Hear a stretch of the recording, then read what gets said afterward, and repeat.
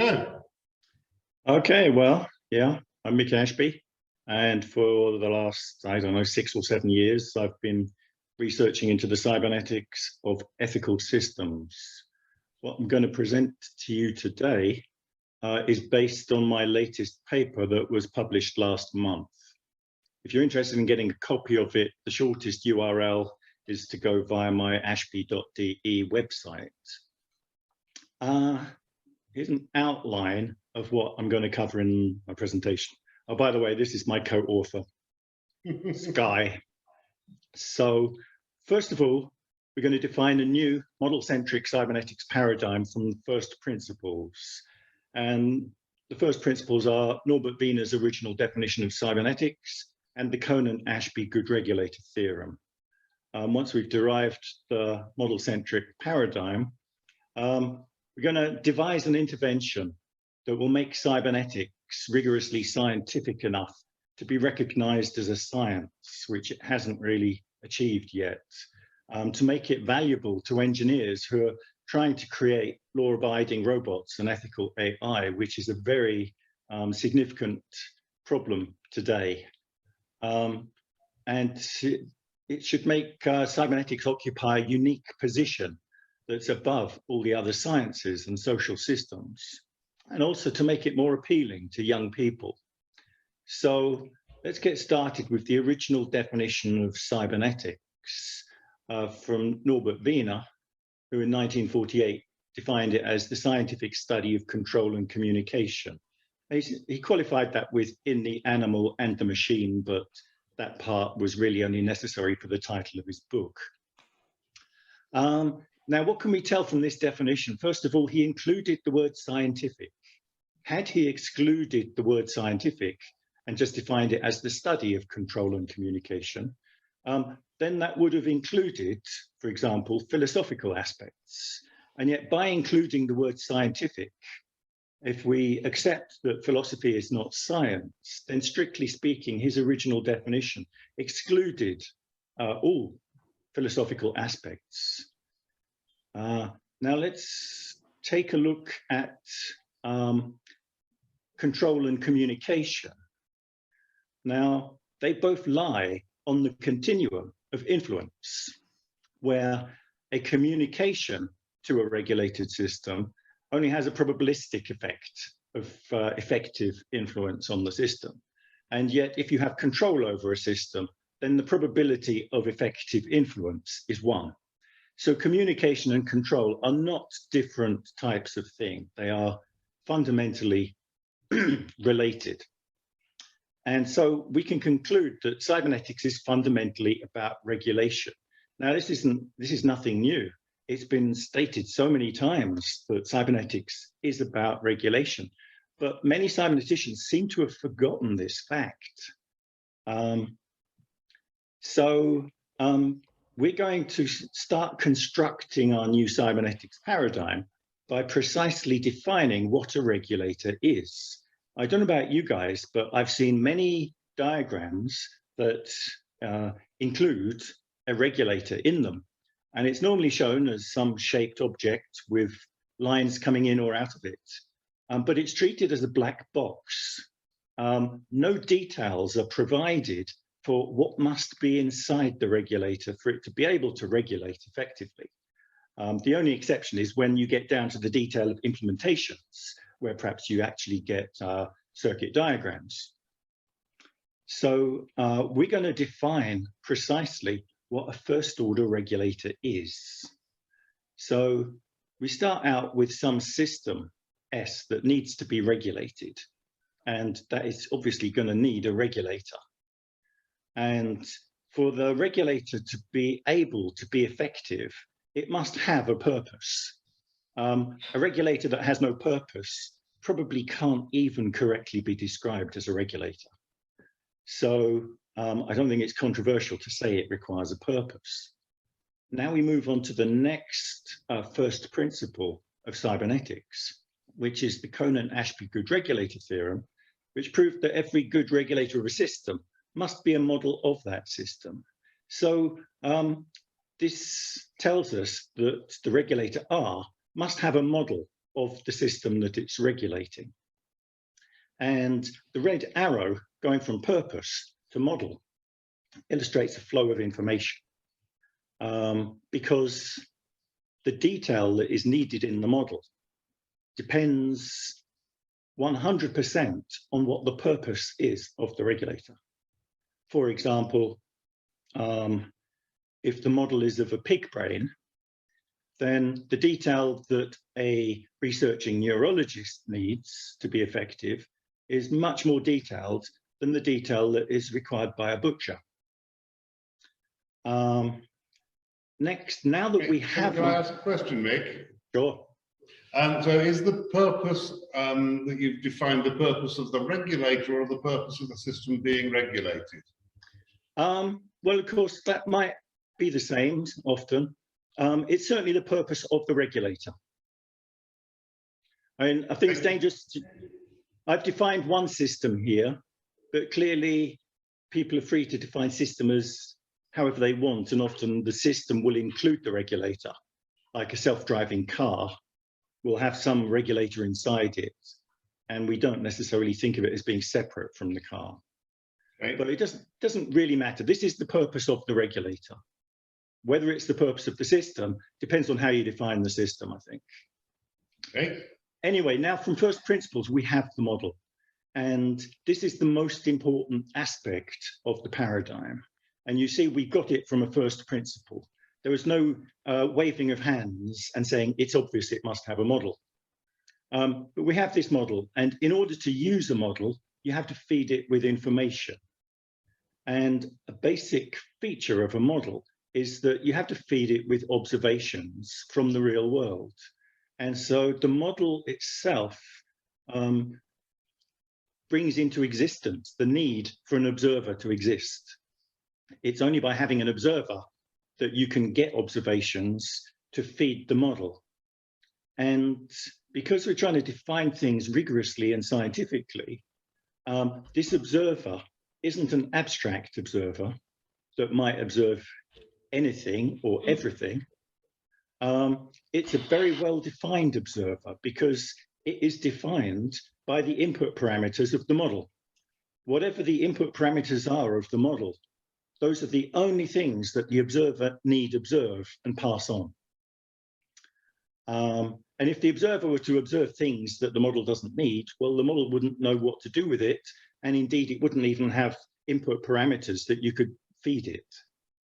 So here we have a well-defined observer, and this is another important difference between cybernetics up until now. We tend to have very abstract observers that have no defined purpose and cause problems. Okay, next, given all what we have there, we need some sort of decision-making intelligence that can operate the model and that can make decisions to select the best action or communication. Now, I use the word intelligence, but that's not meant to mean human intelligence, though it can include it. It could be mechanical or electrical or computer. So once the intelligence has selected what it considers to be the best action or communication, then we need a control channel that can be used to transmit the selected actions or communications to influence the regulated system S. Now, I put to you that this is a complete definition of everything that is necessary in any regulator. Now, depending on the nature of the regulator, because the regulator might be a robot, or it might be a self-driving car, or it could be a human. Of course, depending on the actual nature of the regulator, then the nature of, for example, the control channel will vary, or the intelligence. But I put to you that these are all necessary and that this is a well-defined regulator that we can build on. Okay, now what can we do with this? Well, what we can do is we can build on top of it. It was called the first order regulator for a reason. Given that cybernetics is fundamentally about regulation, we can interpret in orders of cybernetics as orders of regulation. And we can construct a second order cybernetic regulator by introducing a second regulator that regulates, i.e. makes use of, a first order regulator. So let's see how that looks. You start out with a first order regulator, which is a simple regulator that regulates a system, as we've seen so far. And its model, M1, is used to make probabilistic predictions about the regulated system and the environment, which are used to then predict what is the best action to take. Now, when we add a second order regulator, it regulates the first order regulator. And it shouldn't be a surprise that a second order regulator is a reflexive regulator.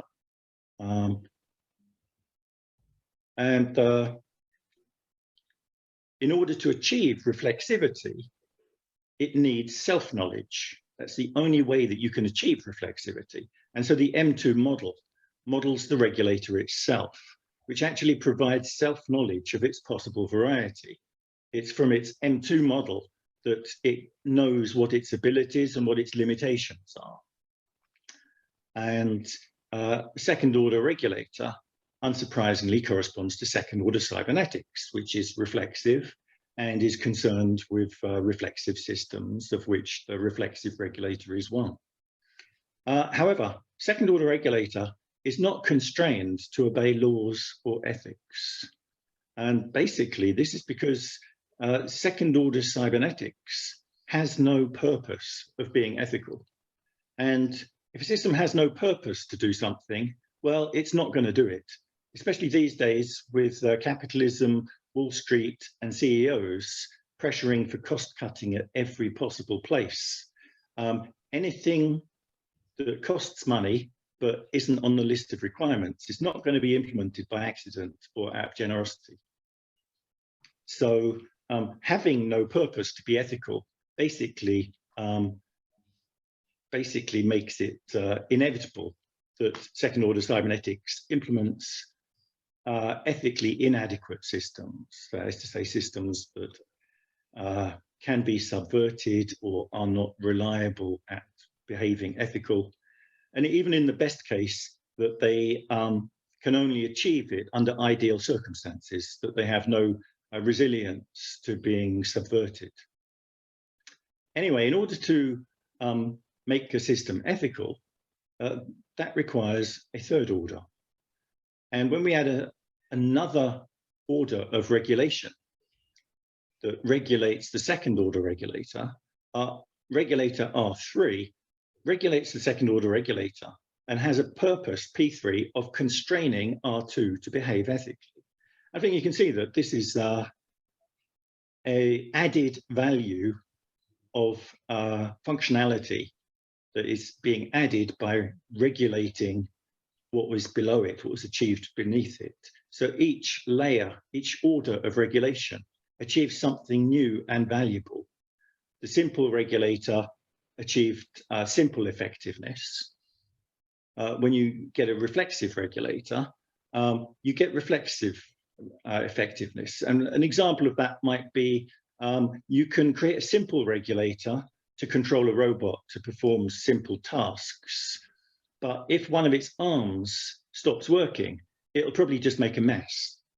Yet if you make the robot self-observing, so that its model of itself is updated to reflect that one of its arms isn't working, then a reflexive robot would be able to attempt to achieve all its goals using just the one arm that works.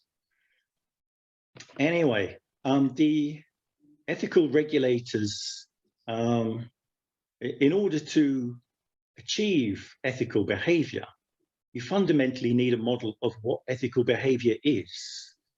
It's impossible to implement an ethical system without something that tells you what is acceptable or what is unacceptable.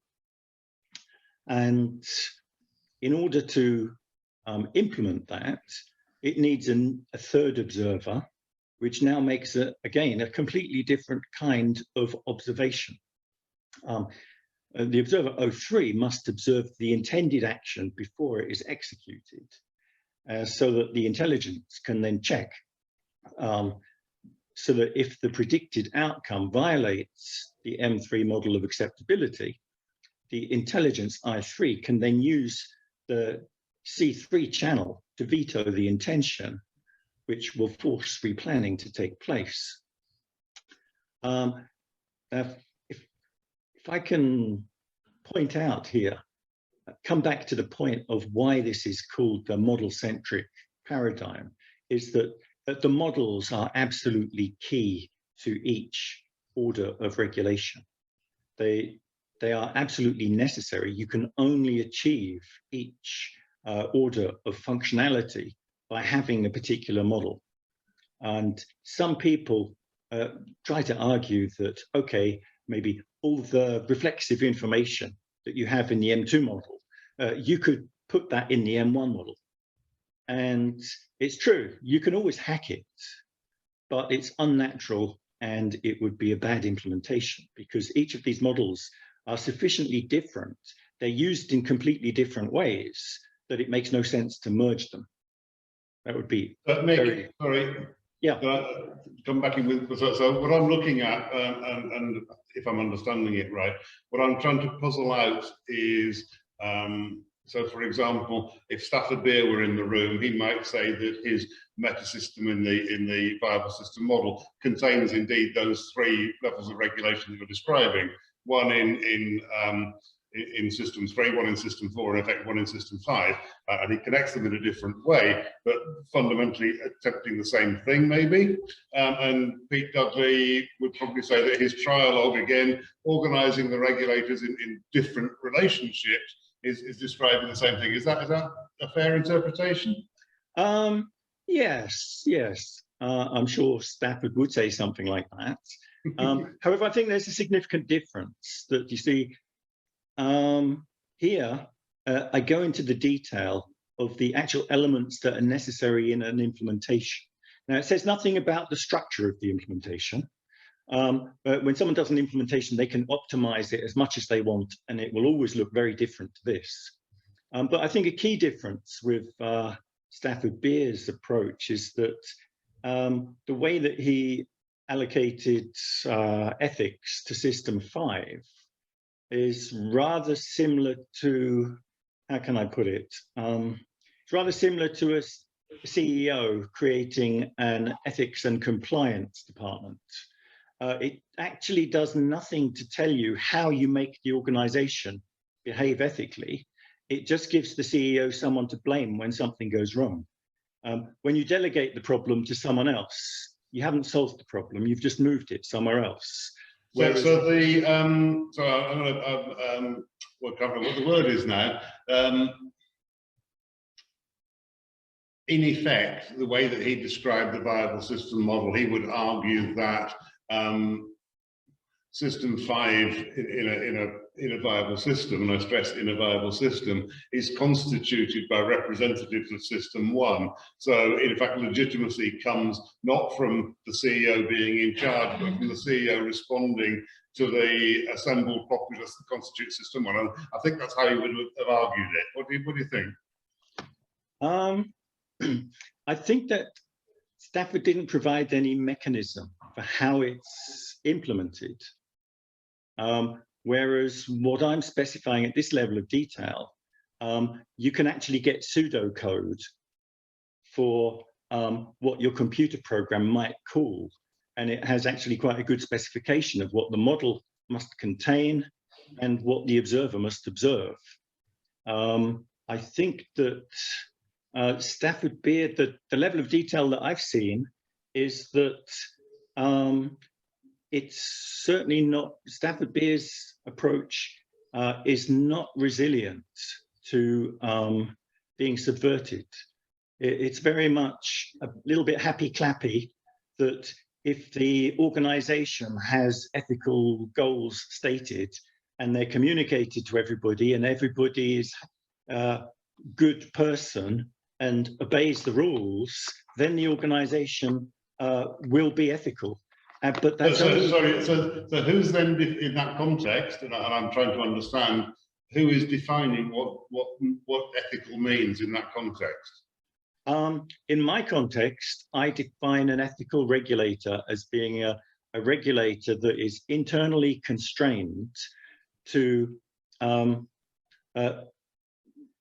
or internally constrains itself to only exhibit behavior that is regarded as acceptable in the society in which the regulator exists. Got that. So where does that society get its values from? How are they being derived and internalized to the model, I suppose is the question. Okay, well, I mean, it can come in many ways, but basically every society has its own unique way of defining its ethics. Yeah, it has its way of defining what is socially acceptable and what is unacceptable. And the most important aspects of those ethics get encoded in laws and regulations. And laws and regulations and rules are a society's best approximation to its ethics. And this is shown by the fact that, for example, if something new comes up, like perhaps the possibility of genetically editing humans, and ethical issues arise, that society will decide what its position is on it, and they will encode their ethical view in law. But it's important really that I point out, as I point out later, that ethical regulator, the name ethical regulator is just alluding to its highest possible meaning.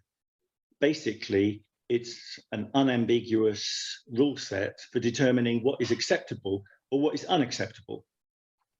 So, for example, if you're trying to create an artificial intelligence that creates aesthetically pleasing art, then we wouldn't call it an ethical regulator. We might call it an aesthetic regulator. That if the aesthetic regulator contained rules for what is considered to be aesthetically pleasing or displeasing, then it would work in the same way, but we wouldn't call it an ethical regulator. Sure. I'm sad that I couldn't avoid using the term ethical, because as far as I'm concerned, the word ethics and ethical, they're weasel words from my point of view. They're like the word love, that everybody feels comfortable using it. Everybody thinks they know what it means. And everyone uses the word without defining what they mean by it. But in actual fact, everybody means completely different things. If we start talking about ethical AI or an ethical corporation, everybody has a different idea in their head. It's not well defined. And so if you don't surface your assumptions or define exactly what you mean by ethical, you end up having misunderstandings later and arguments. And that is why I'm always careful in my papers to precisely define my very narrow definition of what I mean by an ethical regulator. Sure. And I deliberately avoid all philosophical discussions because they're irrelevant. Yeah. It's just unfortunate that I use the word ethical, which is like prodding the philosophers to start arguing with me. Okay, so where are we? Yeah. Now, given this R3 regulator mechanism, it turns out that it has quite a few interesting possibilities and advantages. So, for example, regarding survival of animals and human beings, okay, as I just said, the name ethical regulator emphasizes the highest purpose, but the M3 model is just a representation for deciding whether a behavior or situation is acceptable or unacceptable. So in humans and animals, M3 must include probable injury or death of the individual as an unacceptable outcome, which makes the R3 regulation mechanism a key advantage for survival. And you don't get that with just reflexivity. Let's move on to neurology, human neurology. In humans, the R3 regulation mechanism functions at an executive level, controlling motivational salience, and its observer, O3, monitors the intended action, and based on the M3 model of acceptability of the anticipated outcome, I3 can use C3 to provide one of 3 possible feedback signals. And it surprises people that there are 3 possibilities here. An unacceptable outcome is immediately vetoed to force replanning. An especially good outcome causes enthusiasm and immediate decisive execution. And a merely acceptable outcome is ignored to allow execution by default after a delay.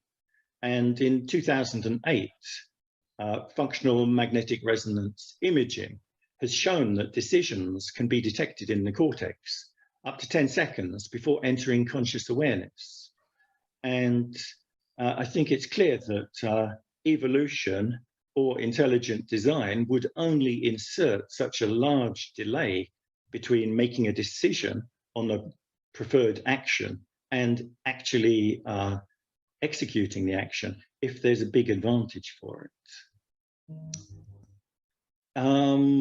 Okay, it has other potential applications and can help us understand things regarding empathy, for example. In humans, these C3 messages are not cognitive. They're visceral feelings of fear, enthusiasm, or indifference, which suggests that they're probably transmitted chemically by neurotransmitters. And if a person's M3 model of acceptable outcomes extends to the protection of other people and not just the individual themselves, then that seems to be a basis for empathy. And indeed, it's conceivable that the M3 model can provide emotionally communicated acceptability predictions based on activated mirror neurons.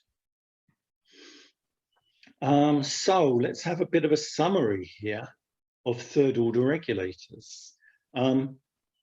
I put to you that they're a new class of regulator. Every cybernetician has talked about ethical systems, but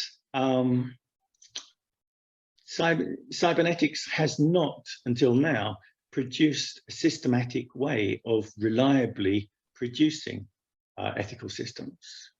If it had, the question is, where are all these ethical systems?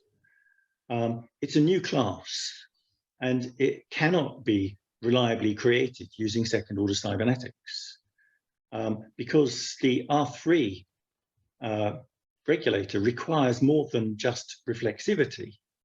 It requires a third model to be able to distinguish between good and bad. And as I mentioned before, second-order cybernetics has no purpose to be ethical. It is only reflexive. Now, it's certainly possible to create an ethical regulator using second-order cybernetics. For example, I'm sure with the viable system model, many results of that produce systems that I would say are ethical. But the problem is it's not inevitable. And the fact that it's possible is kind of useless. It's of no value. It's a bit like the fact that monkeys could type the entire works of Shakespeare. If you want something by Shakespeare, you don't go and get a bunch of monkeys. And it's only by actually adding a third order in the cybernetic architecture that we can make it impossible to create an unethical regulator. Here, I would compare the third order to, for example, safety regulations for consumer electrical products. Before there were regulations for the safety of electrical products, any company could make any electrical product, and some of them would be safe, but a lot of them would end up killing people. And arguing, but it's possible to make a safe electrical product is useless. It's all the ones which aren't safe which matter, not the few that are safe. And yet, now that we have regulations for electrical safety for consumer products, any manufacturer that follows those regulations is pretty much guaranteed to only be able to produce a product that is electrically safe. And I put to you that things that we're facing these days, especially with AI and robots, we desperately need them to be ethical. If you start to imagine what can happen when robots are walking amongst us and AI is controlling all of our lives, if they don't obey laws, oh my God, we're in trouble, and we need them to be provably ethical, not just that the manufacturer says they think they coded it right and it probably is ethical. And so it's only by actually adding a third layer that is unavoidable, that is part of your development process, that it becomes inevitable that you produce ethical regulators rather than unethical ones. Let's look at some, lost my mouse. Okay, let's look at some advantages. Now, I think you've all seen that it's been entirely derived from first principles. There's been no hand waving. I've not produced something out of the air and said it's intuitively obvious. And by deriving it from first principles, it is very sound. And I think you'll find it's very hard for anybody to find an argument against it. It's just a logical deduction. Yeah, it's based on rigorously nested regulation. And each new order requires a new model. It extends beyond second order reflexivity, and it creates a meaningful and important third order, that is ethical regulators. And as I mentioned, humanity now is facing an urgent need to be able to systematically create law-abiding robots and ethical artificial intelligence. Now, some of you might be familiar with my previous work, my previous paper on the ethical regulator theorem. If you're not familiar with it, you can pick up a copy from my ashby.de website. Just to summarize, it identified nine properties which an ethical regulator must have to ensure that it is ethical. And this is one view of an ethical regulator at a higher level than I've presented to you today, but they're 100% compatible. The model in the simple regulator corresponds to the predictability property. In the reflexive regulator, M2 corresponds to self-knowledge of variety, and in the M3 model, that provides us with knowledge of ethics. And you can see that purpose and intelligence are all covered in the stack, and truth relates to not only the truth that is received by the observer, that an ethical regulator should be truth-seeking. It shouldn't just accept its inputs as being true, otherwise it can be lied to, which can manipulate it into doing things which are ineffective or unethical. But the truth is also about any built-in knowledge that it treats as being true, and any inferences that it makes. They must be accurate inferences. Yeah, so there is 100% correspondence, and it might surprise some of you that these are two different views of exactly the same thing, an ethical regulator. And let me emphasize that the ethical regulator isn't actually just the top piece, because the top one includes everything that's below it. So this is the ethical regulator. And what these have in common is that neither of them say anything about how you implement it. Yes, I see a hand there. Yeah, no, it's just me again, being awkward. So trying to understand how the models are actually constituted. Are they technical models of interactions, or what's the sort of constitution of the model? Well, the model will depend on the nature of the regulator. In humans, it'll be neural. In computers, you know, it's up to you to decide how you implement these models. Yeah. As I've said, the M1 model is about predictability, So that will probably make probabilistic predictions of what if, and you give it a possible action, and then it tells you the probability of various possible outcomes.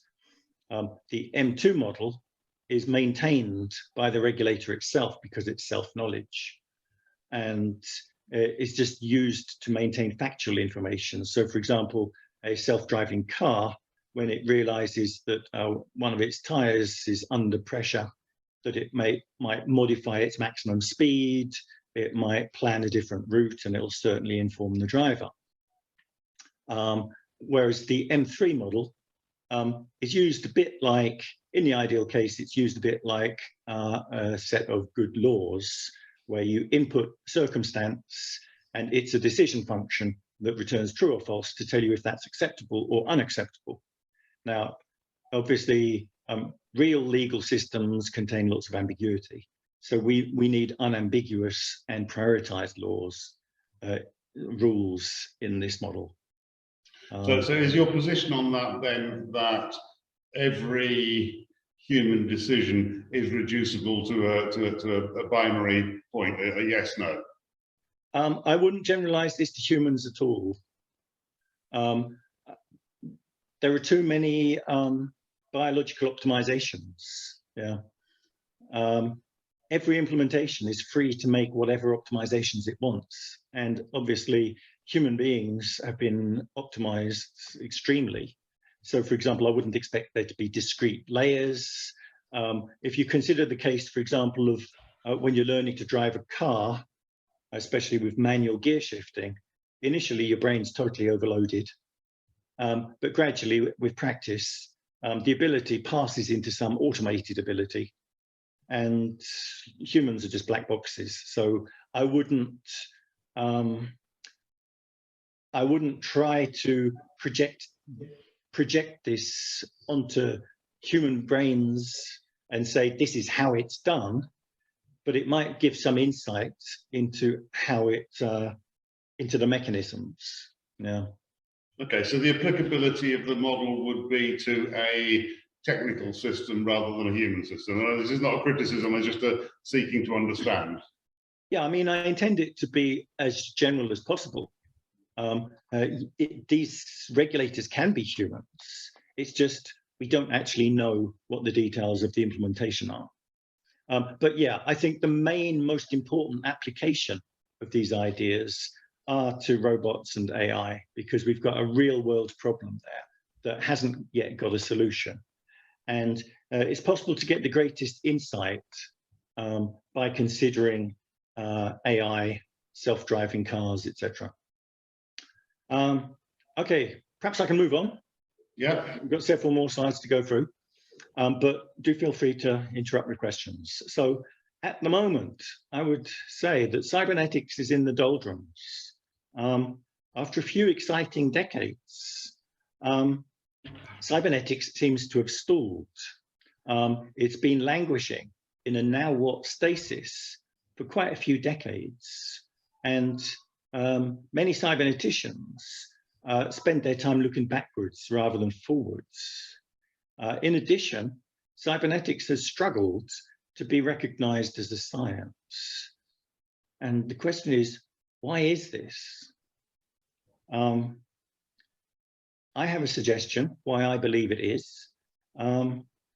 It's to do with cybernetics actually being a hybrid of science and philosophy.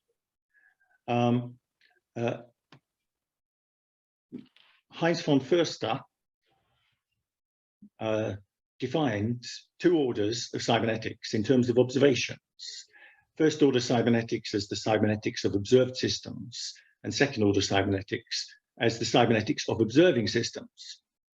And I think it's important to point out that in making these definitions, he introduced observers that were not present in Wiener's original definition of cybernetics. And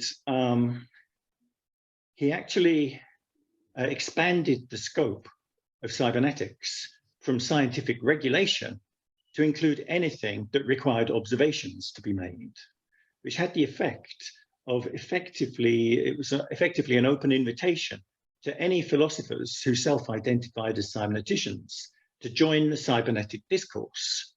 And it was a brilliant pivot of Wiener's field of cybernetics from being a pure science to being a hybrid of science and philosophy, which only enhanced the profound intellectual inclusiveness that's not enjoyed by any other science. And this has been a wonderful thing. And people have, it's been so rich. But there's a dark side to this strength. I believe there's a resulting cognitive dissonance, because in the definition of second-order cybernetics as the cybernetics of observing systems, the purpose of the observers are undefined, which makes it maximally ambiguous. And he turned what was the cybernetics of regulation actually became the cybernetics of cyberneticians.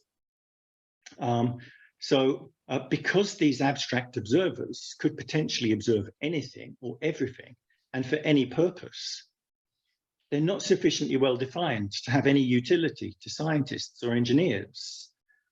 His definitions are fundamentally philosophical rather than scientific.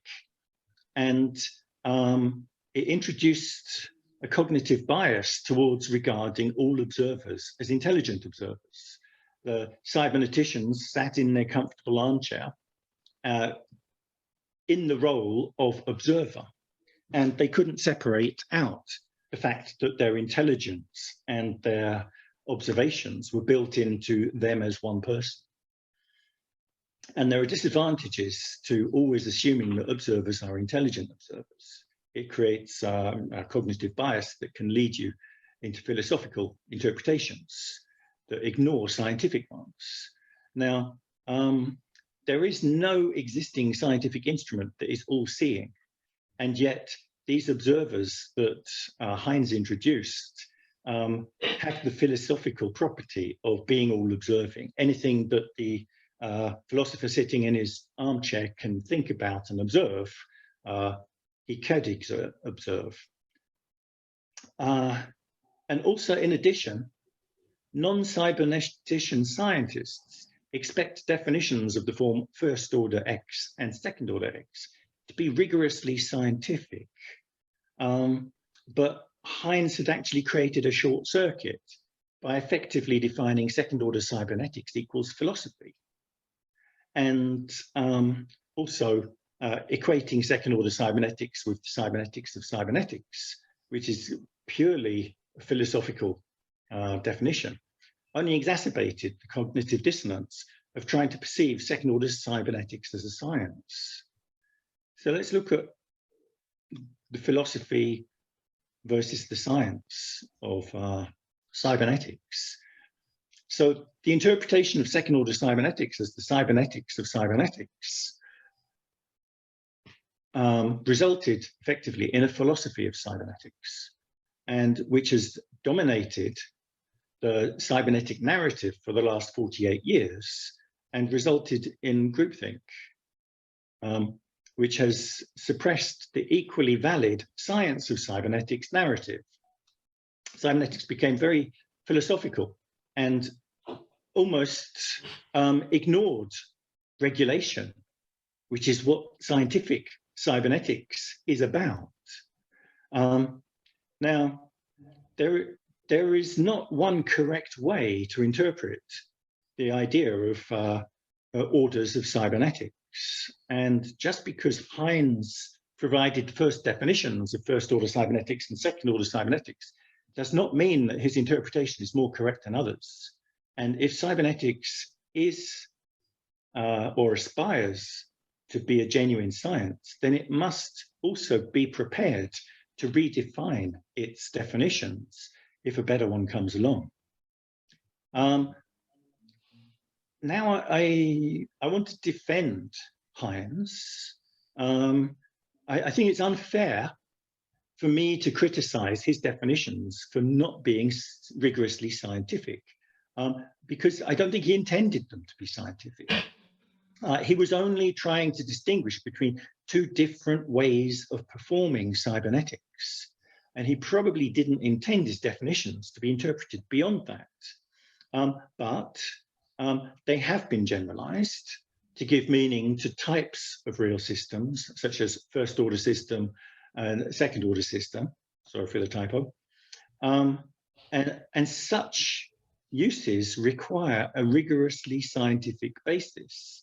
But the second order cybernetics equals philosophy short circuit renders cybernetics unscientific. Now let's move on.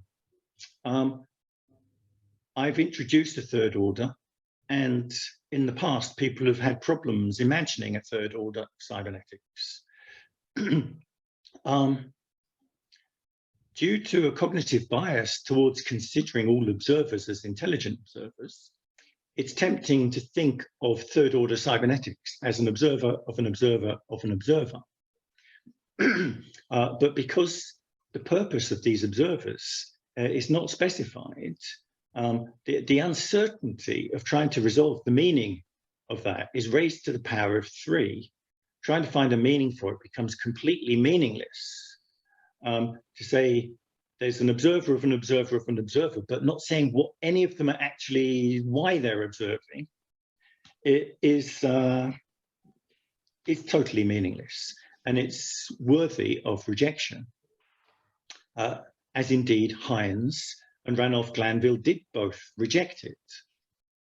And I believe that from a philosophical perspective, it's true that a third observer brings nothing new or worthwhile, but that's only true in the philosophical perspective of observers and observing, which is centered on the cybernetician.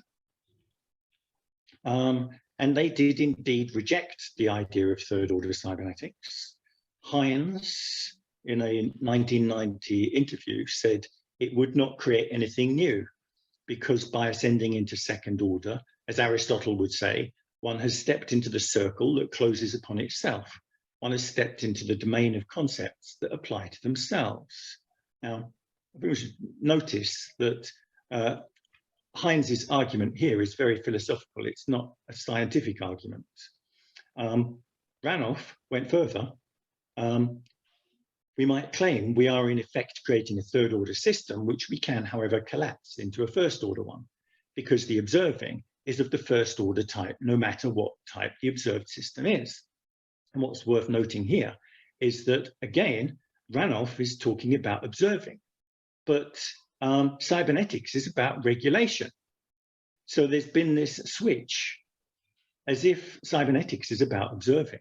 And when you have naively nested observing, the third order really has no meaning.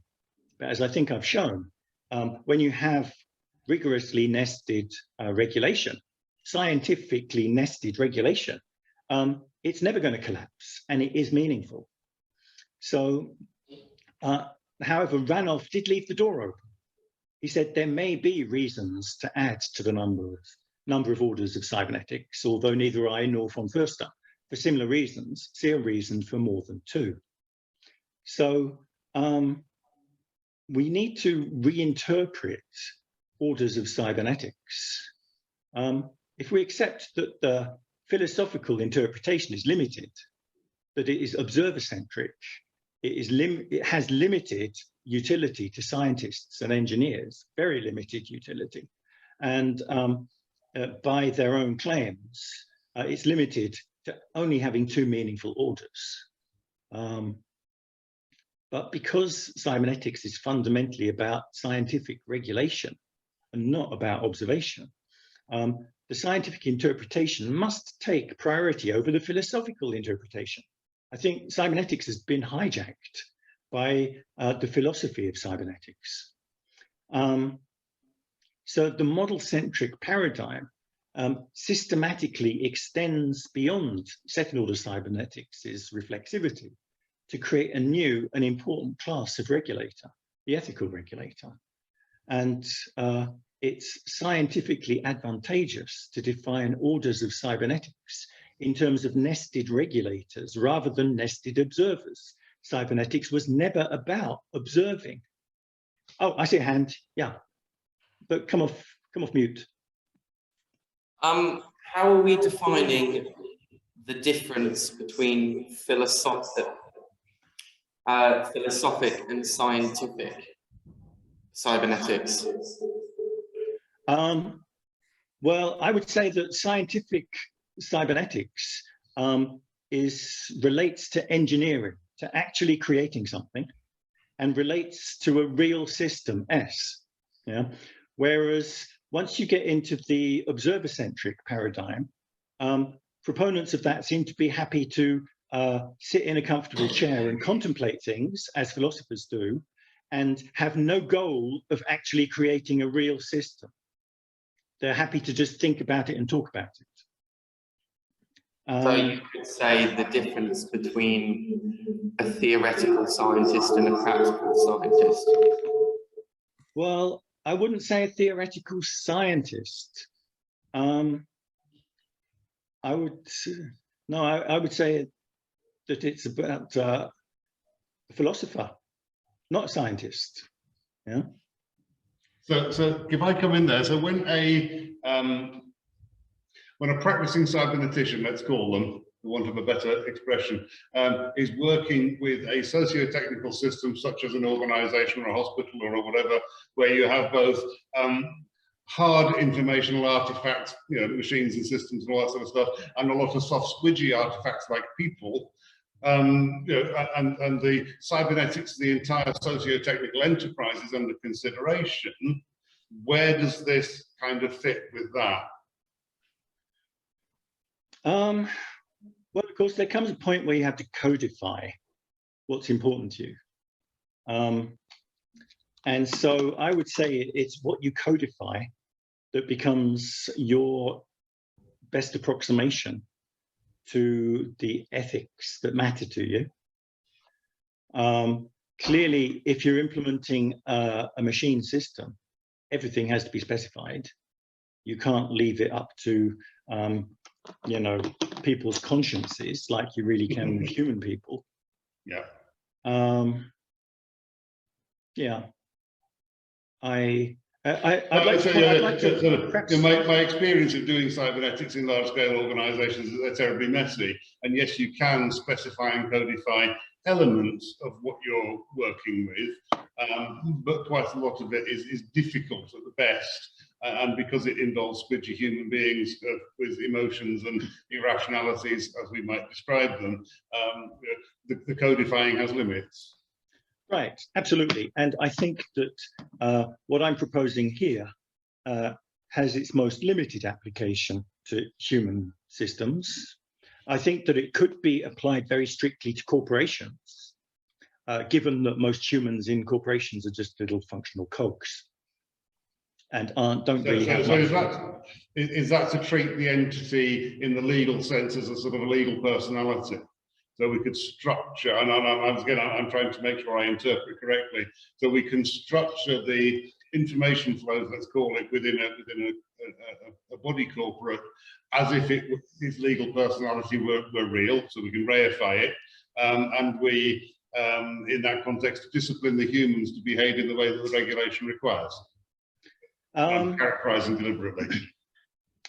I am certainly in favor, particularly in my previous paper, I am certainly in favor of, for example, having radical transparency where there are audit trails of absolutely everything that's going on.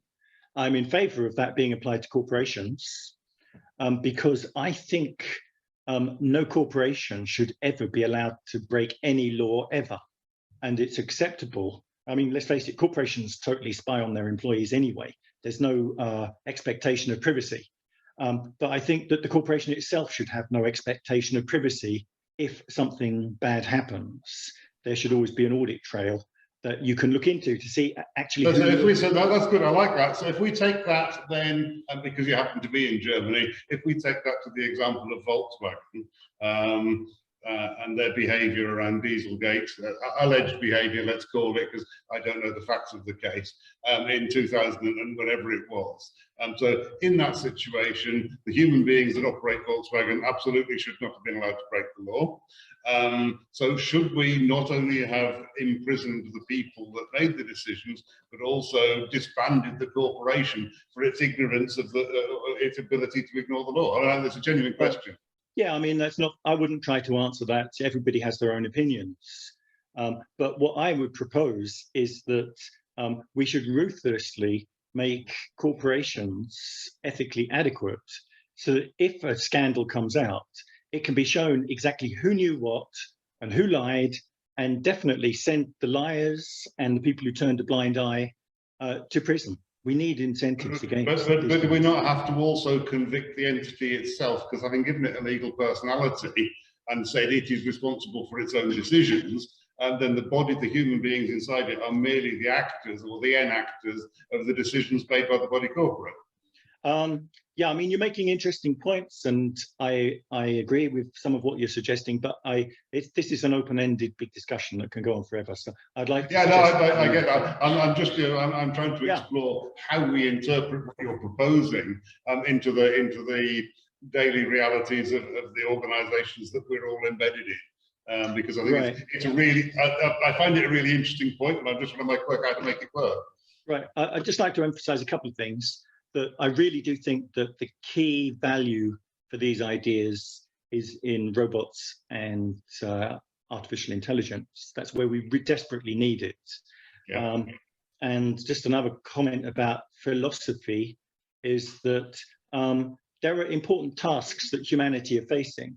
For example, if you set yourself the task of launching a satellite into a geostationary orbit, there are certain types of skills that you really need. You can't manage it without physicists and rocket engineers and mathematicians. But there's no important task where that has failed because there weren't enough philosophers assigned to it. There is no task that cannot be done without philosophers. They contribute no value. Every human being is capable of reflecting on things, and philosophers a waste of space. Yeah. So are not all human beings capable of reflecting on things, not philosophers, when they're reflecting? No. I'm talking about like professional philosophers who make a career out of it. For me, they're the equivalent of an organized religion that says you can only talk to God via us. And the philosophers are sort of claiming that they have some superior abilities. Everybody can reflect on ethical things, and philosophers don't have any unique advantage to noticing ethical issues compared to anyone else. I see another hand there. Rory wants to come back in. Yeah. Your microphone, you're on mute. I can't hear you very well. It's hard to hear myself through the speakers and speak at the same time. I think that how I would define the difference from what I've picked up is that philosophers, I can't even pronounce the word, philosophers are happy to examine something and be like, at the end of it, well, that's nice. But somebody who's a scientist can look towards examining something for the purpose of trying to be active rather than passive.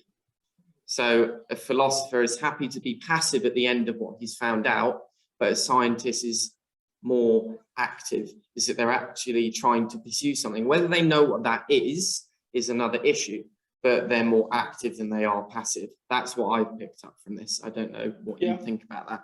I'd agree with that. Yeah, but perhaps we can move on. So where were we? Yes. Oh, we have an echo. Maybe you can go on mute, Rory. Don't know if that's the issue. Anya has a question.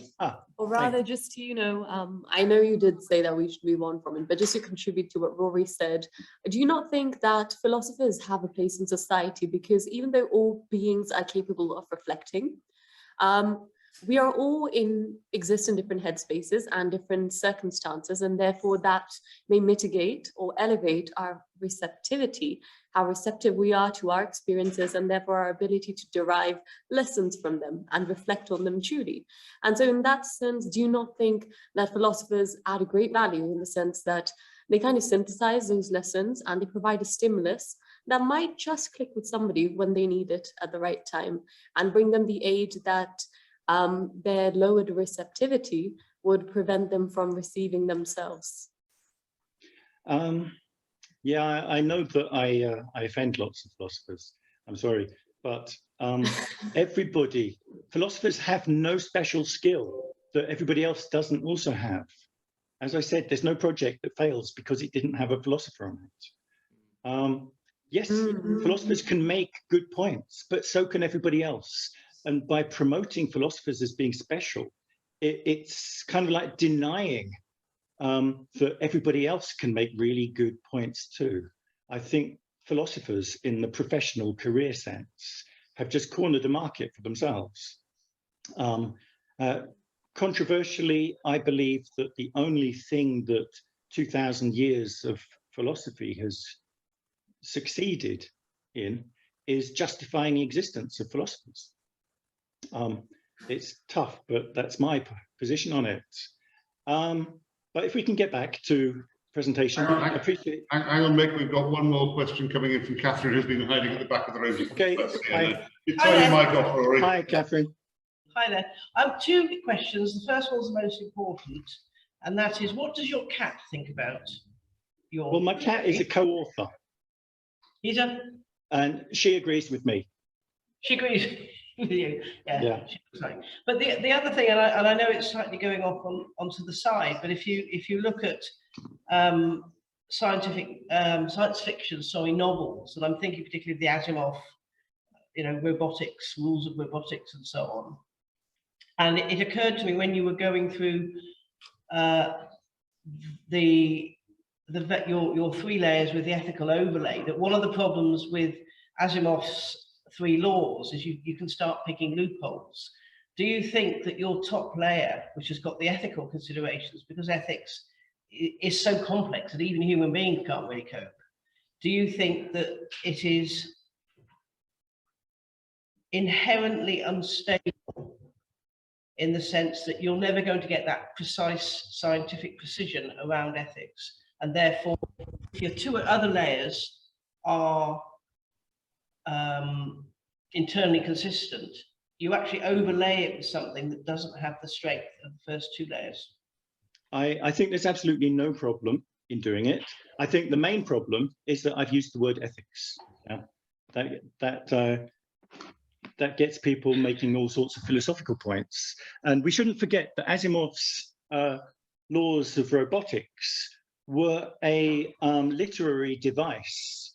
He could have modified them to make them tighter, but it made a better story that there were interesting twists that they could be got around. The beauty of languages, like computer programming languages, is that you can create infinite complexity to catch every possible special case.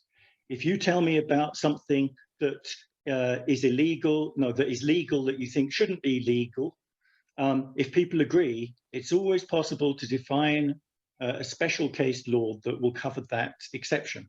And so laws are incrementally extended to become better approximations to what the society considers to be its most important ethical issues, I think. So if it's an approximation, is it scientific or is it scientistic? Yeah, of course it is. You can only ever approximate to it. And there'll always be a fuzzy area which is still under discussion.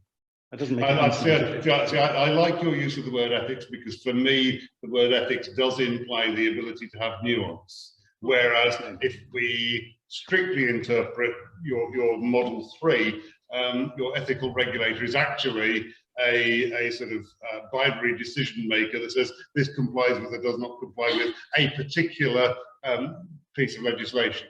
Absolutely. And that is what it must be when we're talking about computer systems. So in that sense, then I'm going to loop it back, and I appreciate you've got more presentation to go. This is a really interesting conversation.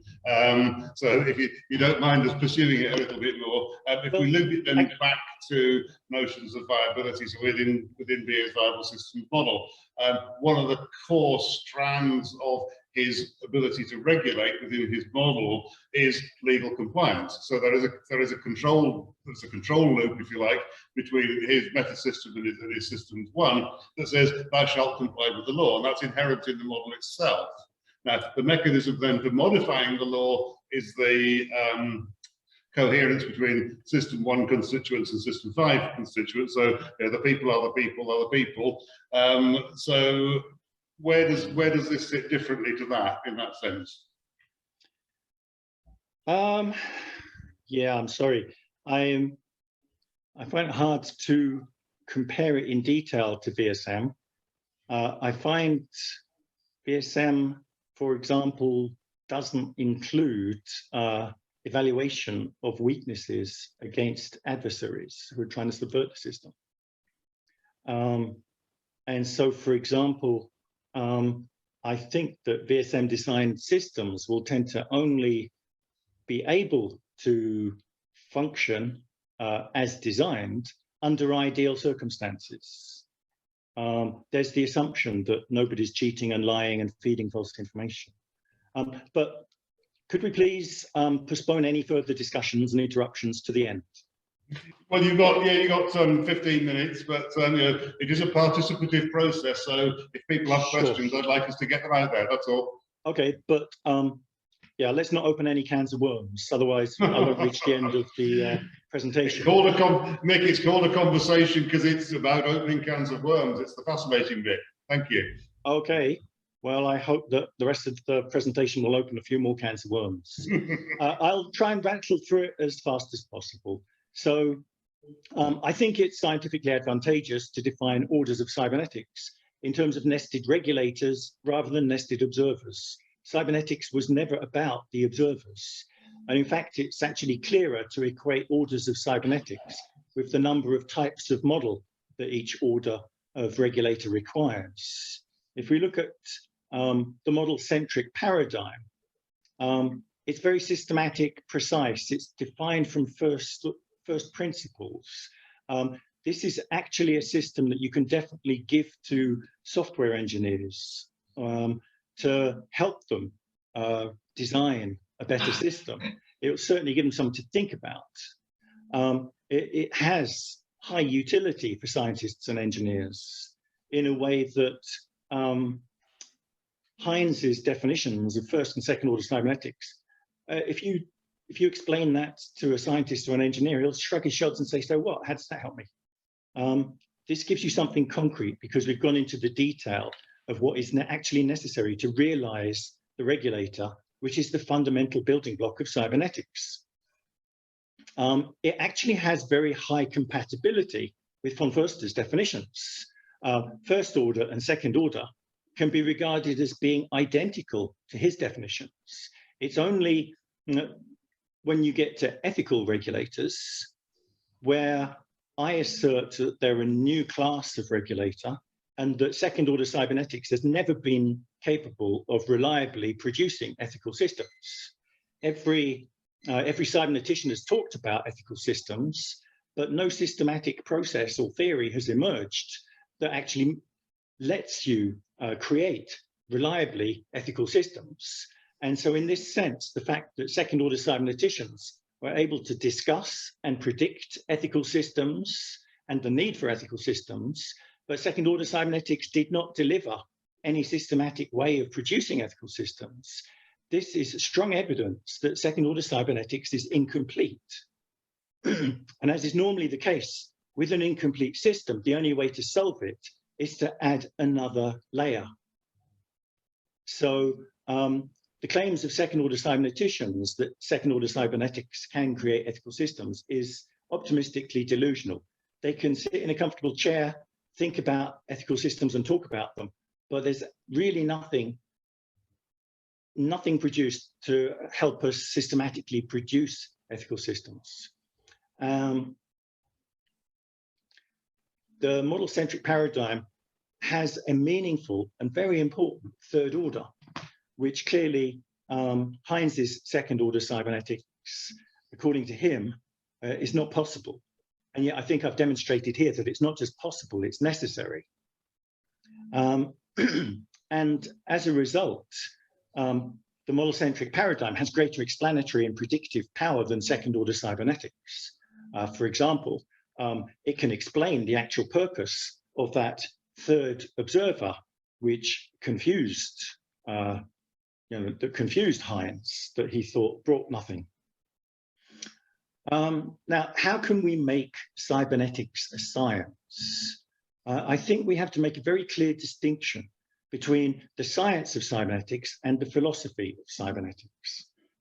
And without making that distinction, cybernetics will tend to be viewed by non-cybernetic scientists as either a poorly defined proto-science or a paradoxical pseudoscience. But the model-centric paradigm provides a way out of this dissonance. So what is the path forwards? Well, I suggest that together, the model-centric cybernetics paradigm, the urgent need for humanity to be able to systematically design and build systems that can only behave ethically, and the inability of von Foerster's observer-centric paradigm to account for ethical systems suggests that it would be advantageous for the cybernetics community to adopt the following definitions. First order cybernetics is the cybernetics of simple regulators. And this is in the sense of Wiener. You can read the word cybernetics, you can replace that with the scientific study of simple regulators. Second order cybernetics then becomes the cybernetics of reflexive regulators.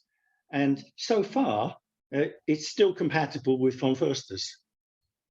And then third order cybernetics becomes the cybernetics of ethical regulators. And you can see that this is returning the definitions of first order, second order, and now third order to be scientific definitions that will be acceptable to all scientists. And it's returning this aspect of cybernetics to Wiener's original scientific cybernetics. So then I propose that the cybernetics of cybernetics is equivalent to the philosophy of cybernetics, which is a branch of the philosophy of science. And that is where all the non-scientific aspects of cybernetics belongs. And it's only by separating them so strictly that I think that cybernetics then has a chance of actually being recognized as not being a pseudoscience, because we don't have the short circuit of defining second order cybernetics as being the cybernetics of cybernetics, which really is crossing over. That's like having different units on either side of an equation, saying that the length of a ruler is 25 seconds. It's totally meaningless. And I believe that these changes are necessary if the field of cybernetics, excuse me, is to return to the noble path of being a rigorous science that Wiener originally gave life to. Now, I think that with these changes and with the model-centric paradigm, third order cybernetics has the opportunity to become the ethical regulator of science. By delivering systematic ethical regulation, cybernetics can finally take the place that generations of cyberneticians have intuitively felt that it belongs, which is above all the other dual use, ethically agnostic, reflexive second order sciences and social systems. It can endow them with the necessary conscience and steersmanship to do good for humanity and the biosphere rather than evil. And that is the end of my presentation. Thank you very much. As I said, my two papers are available by the ashby.de website. Great. So before we get to any remaining questions, so first of all, thank you. May we we've recorded the whole thing, and I'd like to edit the top and tail at the beginning and the end, and stick it on YouTube along with all the other materials from the week, if you're happy with that. And obviously we'll share this link with all the members who haven't been able to join us today. Great. So any questions remaining in the room, or have we tackled them on the way through? No. I mean, it's opened up all sorts of questions, but I don't think we've got time now. But I think it's been really interesting. Yeah. No, So, I've got a question. go on, Rory. I'll ask it. How did you learn this? How did you learn it? Learn the stuff that you've included in your presentation today. What did you read? Who did you speak to? Because of course I'm very new to cybernetics, and I'm trying to get a better grasp of the basics and get more down to earth with it. To spend a lot of time speaking to and around people that have been in the subject for many, many years, and their heads are in the clouds, and I'm trying to think more at the level of this presentation so that I can get a grasp of it. So because that presentation was so down to earth, I wanted to ask how you came up with these more simplistic ideas. Okay, well, I must say that the existing literature was no help at all. I was very disappointed when I started looking into ethical systems, maybe 7 years ago. I asked myself the question, what properties must a regulator or system have in order to behave ethically? And I looked at various literature and basic things, and there was very little that I found. I mean, clearly, the good regulator theorem tells us that it must have a model, and the law of requisite variety tells us that it must have sufficient choice of possible actions. But everything that I found that was talking about ethics, I found was diffuse and absolutely no use at all. There's an often referenced paper, or actually it was a speech by Hines about ethics and second order cybernetics, but he didn't really have anything useful to say. So as I say, my work consists so far of 2 papers, and what we've seen today is an extension of the first paper. And so I built it all from first principles. And if you read in the first paper, the methodology description in that paper describes how I went about identifying the different requisites. And later on in that paper, I wasn't trying to define third order cybernetics. Yeah, lots of people have said, oh, there's first order, there's second order. Wow, I'm going to come up with something that's third order. That wasn't my approach. That wasn't my intention. I was aiming for ethical systems. And once I got something, I realized it didn't actually fit into second order cybernetics. So it was only through necessity that I thought about extending it to third order. And when I started to look at the role of the models, and that to achieve ethical systems, you absolutely need that third model, I realized that the models are central to it. And when you have a third model, really, that requires that you recognize it as third order. And especially, can I come in and get you? Can I point you at Maria's question in the chat there? I put it up. I'm just conscious of time, and we do have sort of strict time limits on the machines. So you can have a quick look at that question. It's quite a big question to try and answer in a couple of minutes. Yeah. Hang on.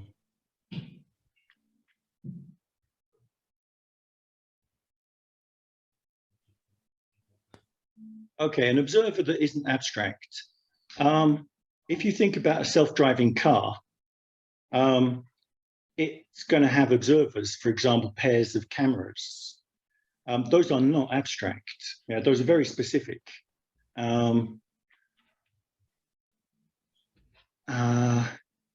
Another thing would be, for example, if you have a committee, the observer of the committee you might refer to it as the person who takes the minutes.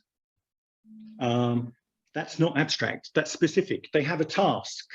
Yeah, the problem with an abstract observer is that they're just an observer with no purpose. And a purposeless observer is useless. You can't work with it. It has no meaning. I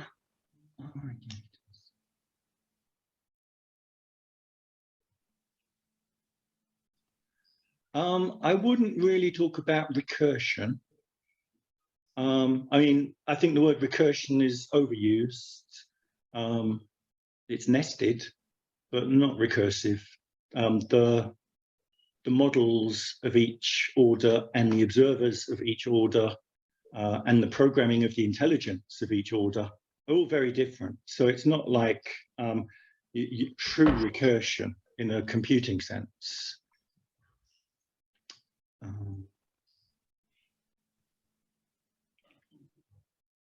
Okay, we're just about to make really interesting, really challenging, and I hope you found the questions useful because it's really thought-provoking material. So thank you for that. So we'll do a quick edit and stick it on the website as soon as we can. Maria, you might want to send Mick some direct questions, well, if you've got some more. But so thank you very much for all of that. We're clapping at this end. Thank you, I everybody. look forward to seeing you again soon. Thanks very much, Mick. Sure, you're welcome. And Thanks. thanks very much to everybody for organising the conference. Pleasure, always a pleasure. Yeah.